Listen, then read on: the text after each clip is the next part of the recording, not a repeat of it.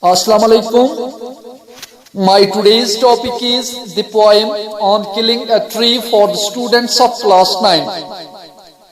Dear students, please keep open your textbook in front of you.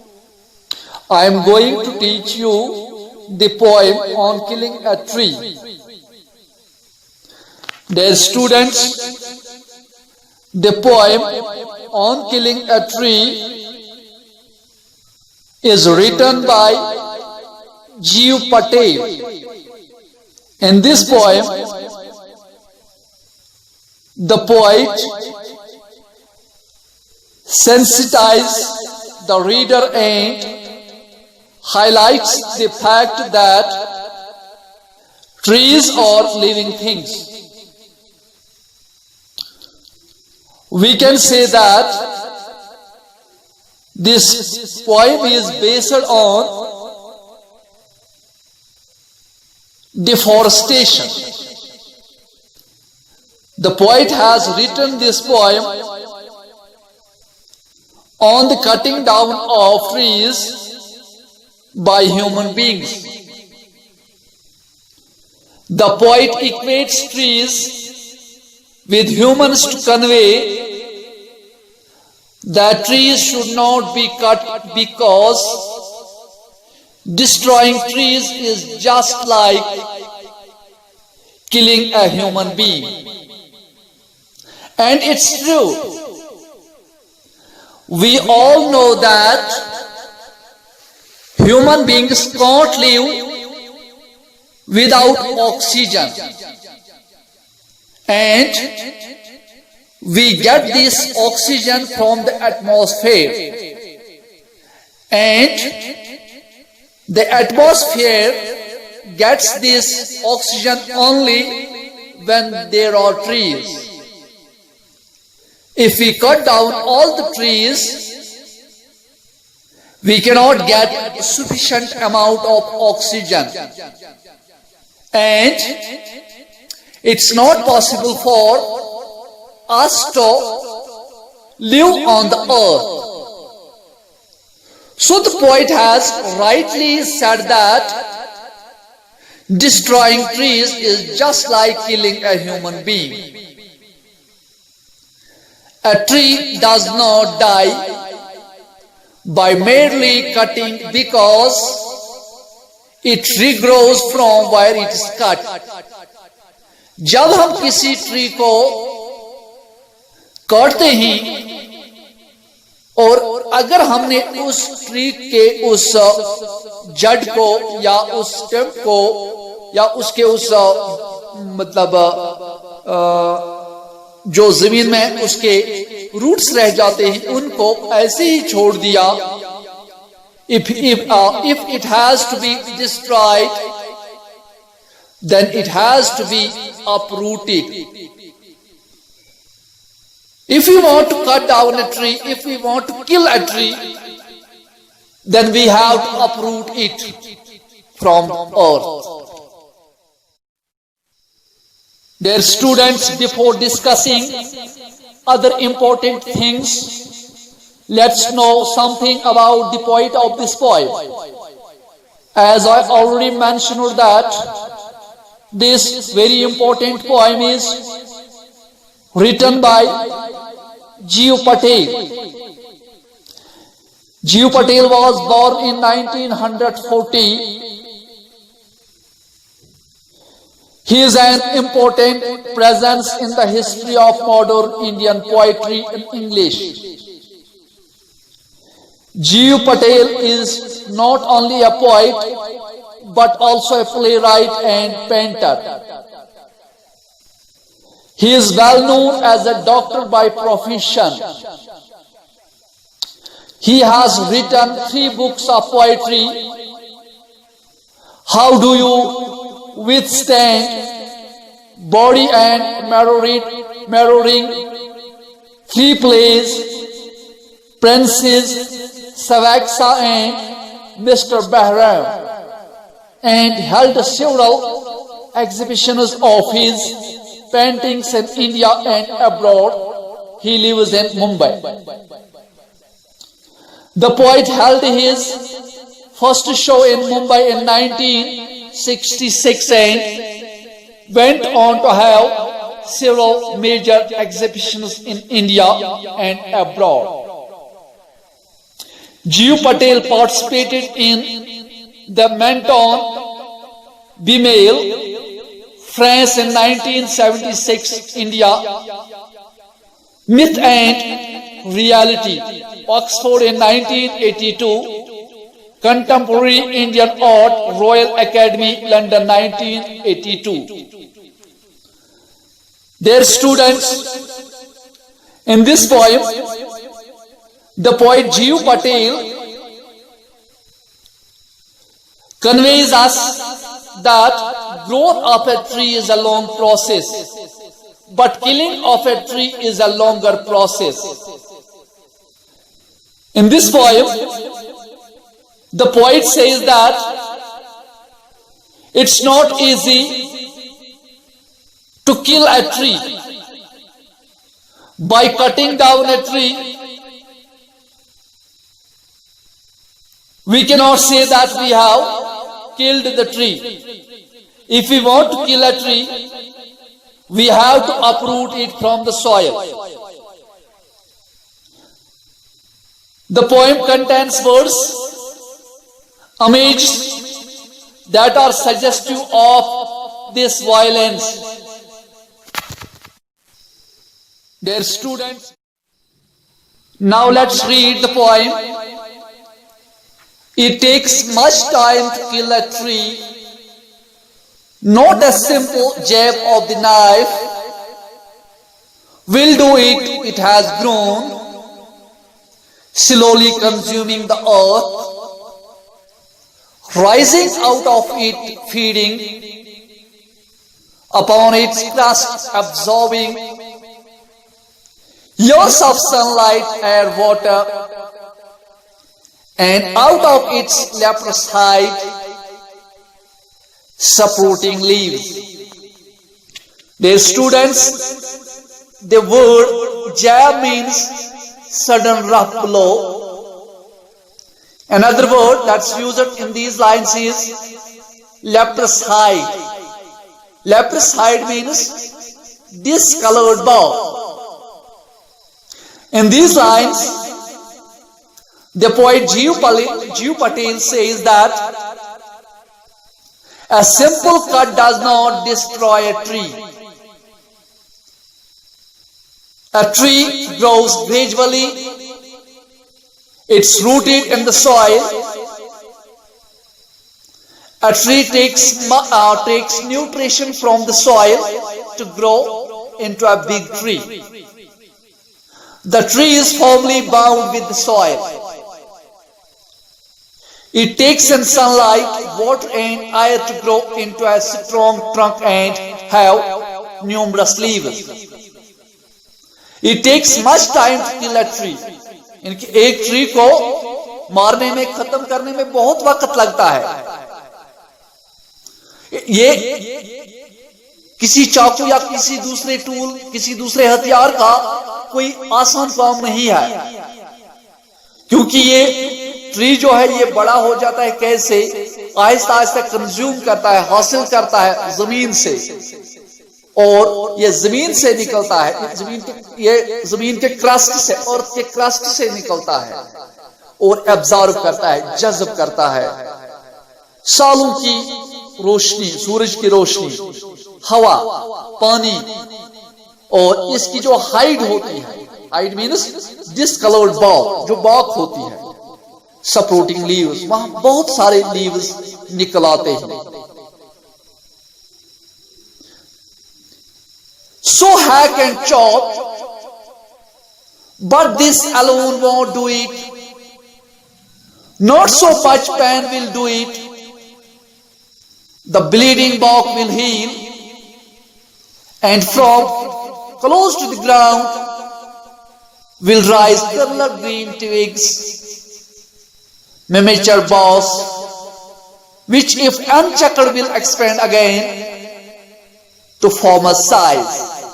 Hack means cut roughly by striking heavy blows.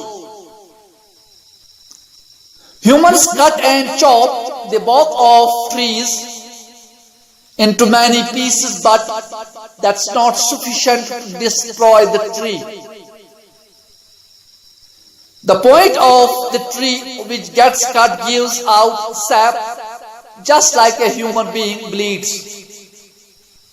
जब हम किसी tree को कहीं पर जख्म देते हैं या काटते हैं तो उसका जो वहां पे स्टेम रह जाता है वहां से वो थोड़ा सा लिक्विड निकल आता है, दैट्स कॉल्ड सैप। ये उसी तरह से है जिस तरह से इंसान की बॉडी से खून निकलता है।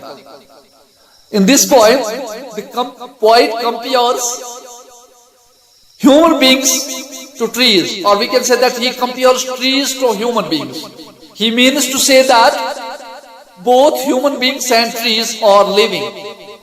जिस तरह से इंसान को दर्द होता है अगर वो उसे काटे, तो इसी तरह से एक ट्री को भी दर्द होता है जब हम उसे काटे।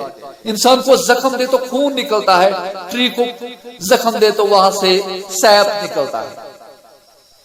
Gradually this would heal and from there new branches start growing again. अगर हम किसी ट्री को ऊपर से काटें और उसका तना जमीन में रहता है तो अगर हम उसको वहीं पे छोड़ दे दें तो वहां से नए ब्रांच, नई ट्विग्स निकल आती हैं, नई टहनियां निकल आती हैं। Then the matter of scorching and choking in sun and eye, browning, hardening, twisting, weathering, and then it's done. Scorching and choking means the drying up of the tree after being uprooted. Once the tree has been uprooted, then gradually it withers and dries up with the action of hot and heat and wind. The trunk will become brown, twist and with hardened. Finally, the tree will die this way. Now let me explain the theme of the poem on killing a tree.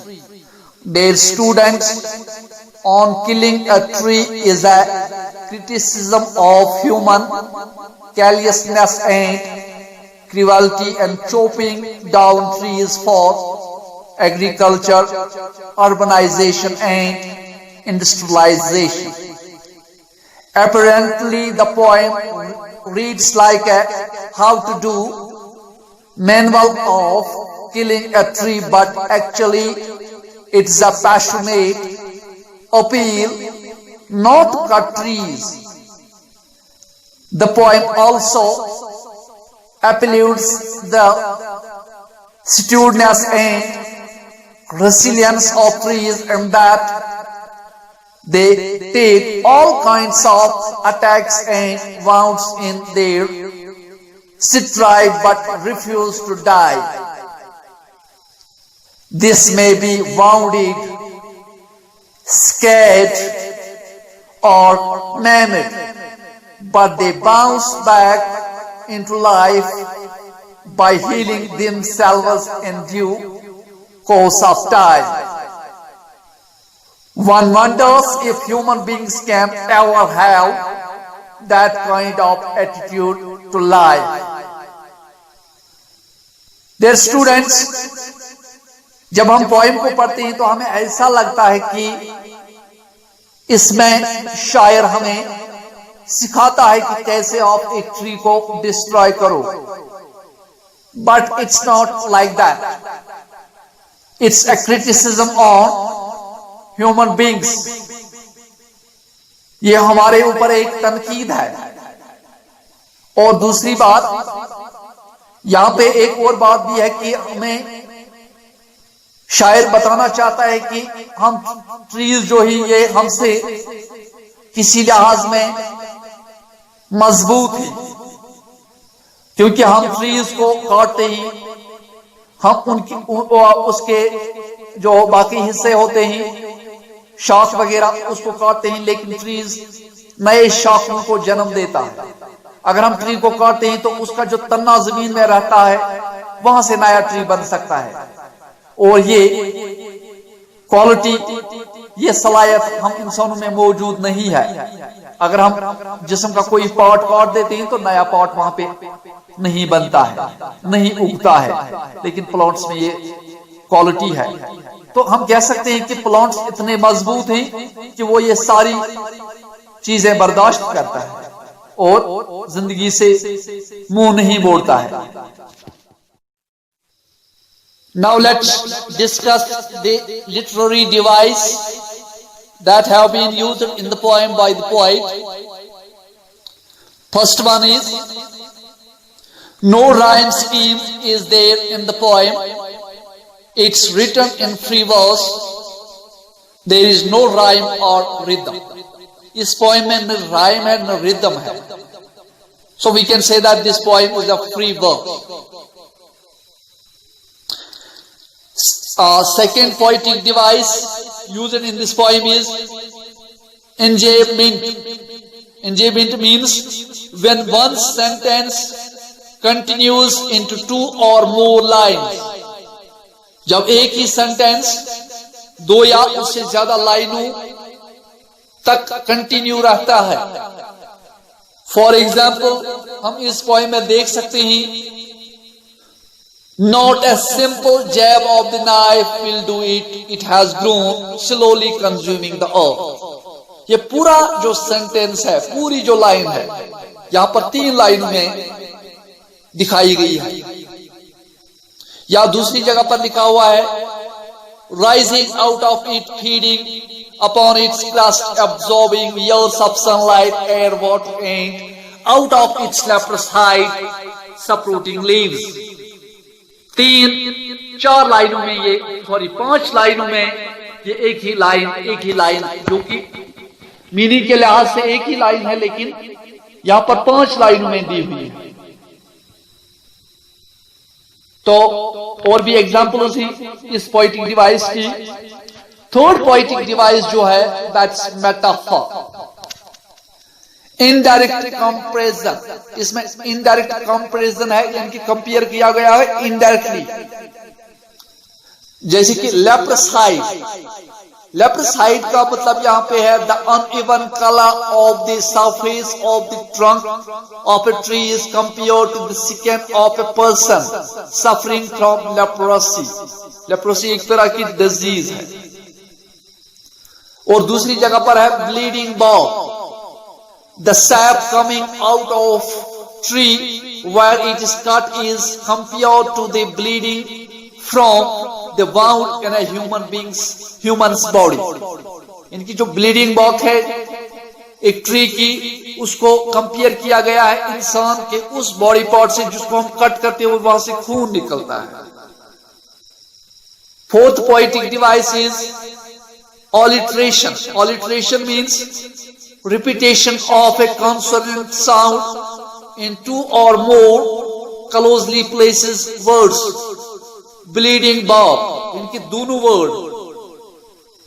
Word B sound से start हुए हैं। Bleeding bog, ब, bleeding ब से start होता है और bog ब से। दूसरी जगह पर वाइट एंड वेट, वाइट भी वर्स कॉन्सोनेंट से एंड वेट भी वो कॉन्सोनेंट से। Fifth poetic device, repetition. Repetition means a word or sentence that's repeated to lay emphasis on it. कोई वर्ड या कोई लाइन रिपीट की गई हो ताकि उस पर स्ट्रेस हो, उस पर जोर हो। Pulled out is repeated.